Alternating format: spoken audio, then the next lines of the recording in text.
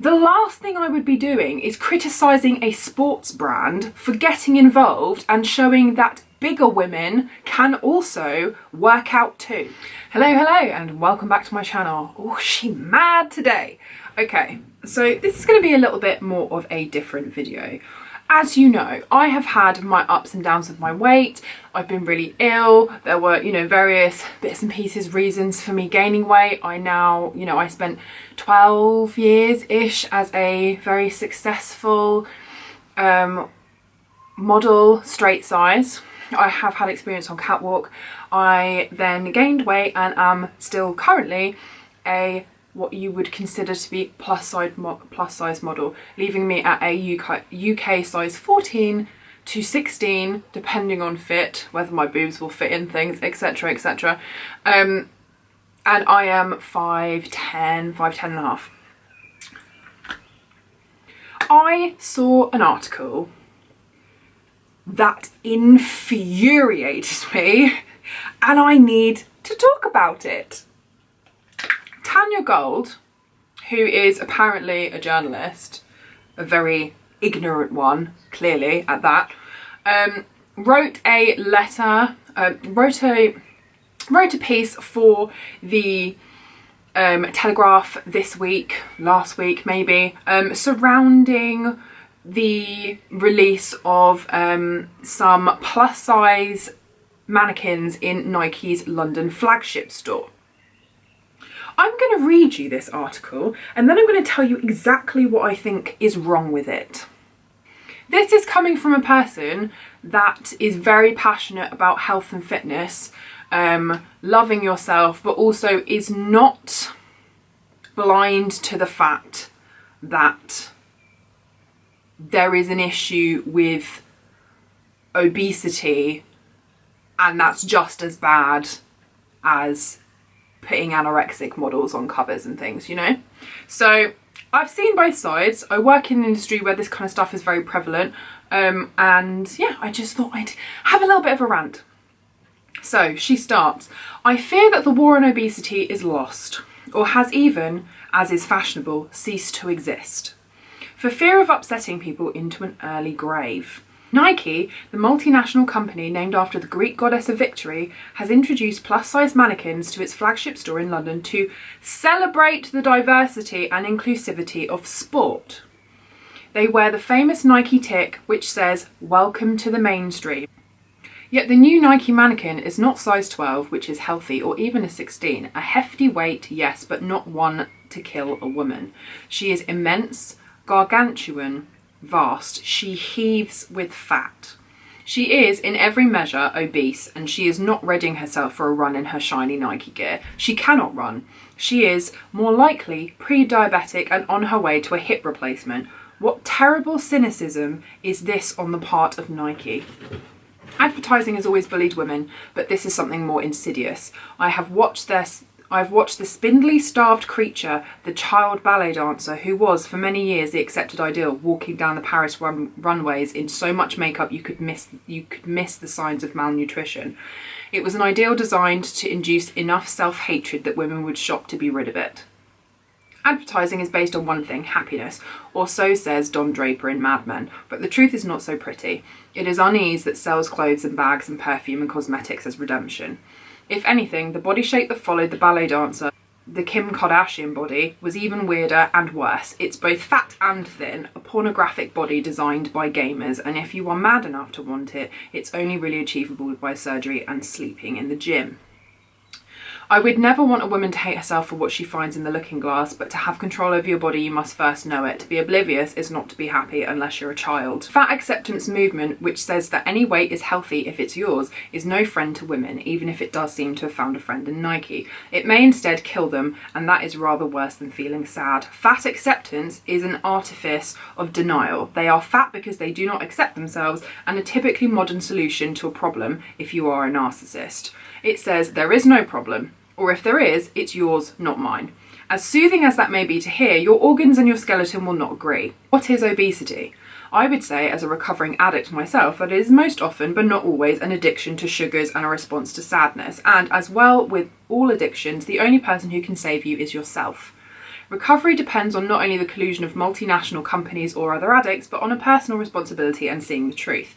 And you do need to be saved. Nike can be as accepting as it wishes of the obese female, but your own body will not be so accommodating of your delusions. The facts are obvious. Stay that weight and you will be an old woman in your 50s. The obese Nike athlete is just another lie. But increasingly, to say that is heresy. I've seen fat acceptance activists campaign for public health notices which tell people that obesity causes cancer to be removed from public spaces. They even tried to get a Cancer UK poster which tactfully reminded people of the risks, taken down from hoardings. How selfish, self-piteous and dangerous this is. Obesity harms children more than adults. I once read a column arguing that fat people die young because doctors hate them. Really? Why don't you lay down your pen and just stop eating sugar? The word fat should not be a slur, but it should be a warning. So it worries me to see Nike, who promote athleticism, treating the obese model as potentially healthy in the cause of profit. It's as cruel as telling women that the child ballet dancer and the porn body are ideal. Where is the body shape between the tiny and the immense, which is where true health lives? Where is the ordinary, medium, contented woman? Where, oh where, is the middle ground? Okay. So overall, the point of this, I feel, is that she feels that this mannequin is in some way telling people that it is okay to be this size, or that it is healthy to be this size. The way she describes it, gargantuan, vast, immense, heaves with fat, and then goes into saying, you won't be running, all this kind of thing. I know plenty of women that are much bigger than myself who do all of those things and are that size. My problem with this article is not the kind of overall point, it is the way she kind of put that when describing the mannequin, assumed that everyone that is of a certain size can't do certain things. And uses this kind of like shocking, horrible way of describing the mannequin to then make a point that's actually quite a good point. There is less of an in-betweeny, healthier, fit-looking body representation, especially in the industry that I work in. Hence, when I first went curve, although some of this weight gain was due to mental health and stuff, it worked for me to put on more weight because there is no real market for this in-betweeny kind of section where most people land as a healthy, fairly active body. So although the point of this article seems fairly well-rounded and quite valid in my opinion, I feel like the way she went about it is just infuriating and really ignorant. I don't feel like Nike were doing anything other than saying, hey, we carry your size too, what you can gym just like us. And actually, if you are complaining about the increase in obesity in children and adults, the way the Western world, we just have food on tap like this all the time, then the last thing I would be doing is criticising a sports brand for getting involved and showing that bigger women can also work out too. If anything, that should be encouraged. Why are you saying this is promoting obesity when to me all it's doing is encouraging lots of different kind of people with different kinds of bodies to get active, which if anything is going to have a positive impact on their life, their health, the NHS, all of that kind of stuff. It does not make fucking sense to me. It just doesn't. I don't understand it. And for anyone that has looked at that article or read snippets of it, I've seen a lot of things online about this article. If you're of a similar body type to that mannequin and then you go and read something like that, how fucking shit is that supposed to make you feel? If you have an unhealthy relationship with food, which if you are that kind of size, I personally would think that you may have, having experienced a small amount of that myself. If you are aware that sometimes these things are, if you're aware as someone who's writing columns for big newspapers like this, that there are people of that size that do have really kind of ingrained unhealthy relationships with food where that is kind of emotionally connected as well. And then you put an article out like that that says those things, about a mannequin that may look like a load of the people that are reading your column, what do you think that's going to do for them? Make them feel like shit and probably send them to the fridge. I don't understand why you can't make a point in a very diplomatic, science-based and coherent way without bashing a body type. It is totally and utterly possible for you, who I'm assuming should be quite educated if you are a journalist, to be able to write a coherent, interesting, compelling article on something that is quite a breakthrough in a fitness industry without bashing a certain kind of person. Absolutely, I agree that the rise in obesity and lack of, exercise among certain groups of people is quite terrifying, as is the readily available amount of crappy food that we see on the high street every single day. But there are much better ways of going about it than making people who might look like that mannequin, who were first encouraged to go, oh, they've got my size, I might go to the gym because I can get some new stuff to wear that actually fits me. You're going to put them off. Why are you doing that? It's just the wrong way to go about it. And as someone that has kind of experienced both sides, it is utterly infuriating that a supposedly quite educated person would think that it's okay to write an article like that. I am so triggered today.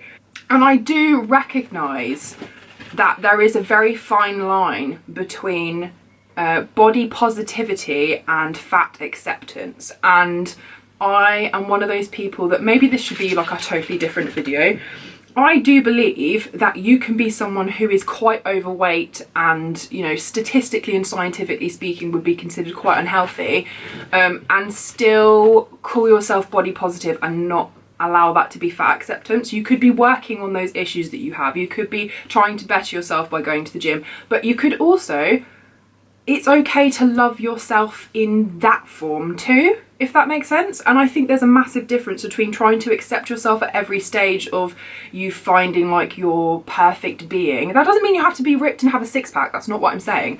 But, we're all on a journey, I hate myself, don't even, to finding what our healthy, balanced, best self is. And if being hideously overweight at some point is part of that journey, you're still allowed to love yourself at that weight too. And I don't know why we would be bashing brands or bashing body types when, if anything, I feel like Nike's encouraging people that might have been afraid to try and go and shop for some activewear because they think nothing's going to fit them, to go and do that, and that might encourage them to get in the gym. So why are you doing this? I don't understand.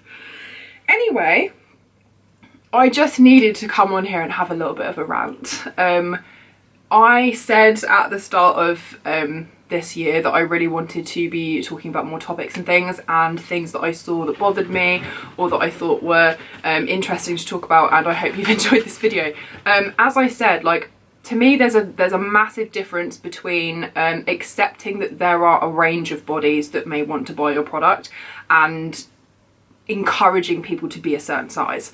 So there you go. If you want a video on that, then on body positivity versus fat acceptance, then please let me know. I also have some quite strong opinions on that also.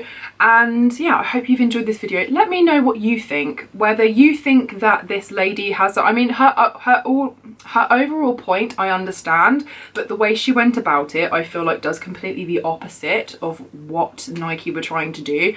It's like, we make these for you, you can do this too, like, try and better yourself, we have your size. Like, if anything, that's encouraging. And I really don't understand why you'd be like, oh my god, the world is over. This is a bit of, melodramatic over exaggeration, but oh my god, the world is over, we're encouraging people to be obese now because we've put something that's like an irregular size in front of people, and that means that everyone will think that's perfectly okay now. Most people have common sense, and most people know that being a certain size puts stress on your joints, encourages heart disease, could make you pre-diabetic. Most people have a brain and they know that. But I feel like more brands should be doing what Nike's done and encouraging people to hit the gym and get active by saying, hey, look, we have your size, we accept you too, you're on a journey, let's do this, I don't understand why you would think about it any other way. So let me know whether you have a different opinion than mine. Obviously, please try and keep it really respectful in the comments below. I hope that you kind of get where I'm coming from, and maybe you agree, maybe you disagree. I'd be really interested to hear what you have to say about it. But I have seen a few kind of body posy influencers and things, and just a couple sort of things on Twitter and things like that. The overall kind of response to this was quite positive, and I feel like a lot of people feel the way I do about it, and that okay, we can accept that we have logic, and that size, probably depending on height etc, is not the healthiest size on paper, but equally it's also encouraging people of that size to go to the gym, and therefore that's obviously a positive thing. But there have been a few people that are like, this is fat acceptance, it's clearly going to encourage people to do that, like, you know, that kind of thing.